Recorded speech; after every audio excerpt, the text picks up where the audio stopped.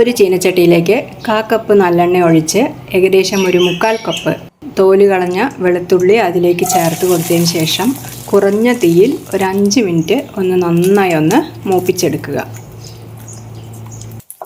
നന്നായി മൂത്ത് വന്നതിന് ശേഷം അതിലേക്ക് 1 ടീസ്പൂൺ കായപ്പൊടി, 1.5 ടേബിൾ സ്പൂൺ കാശ്മീരി മുളക് പൊടി, 1.5 ടീസ്പൂൺ ഉപ്പ് അതുകൂടി ചേർത്തതിന് ശേഷം നന്നായി ഇളക്കി കൊടുക്കുക. ഈ സമയം തീ കുറച്ച് വയ്ക്കണം, അല്ലെങ്കിൽ മുളക് പൊടിയെല്ലാം കരിഞ്ഞു പോകും.